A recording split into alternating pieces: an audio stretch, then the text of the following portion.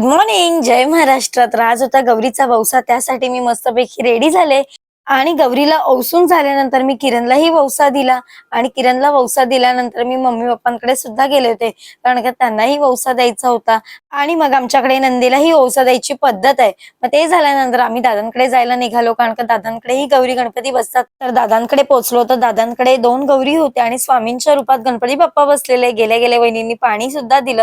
पाणी घेतल्यानंतर थोडा वेळ बसलो आणि मग गणपती बाप्पाची आरती केली. आरती झाल्यानंतर आम्ही छोटासा केक आणला होता दादांसाठी, कारण का इन्स्टावर दादांचे 100K झाले होते, सो त्याचा केक कापायचा होता. म्हटलं गणपतीच्या दिवशी सगळे एकत्र असतानाच केक कट करूया आणि खूप एन्जॉय सुद्धा केला. दादांना खूप आनंद झाला.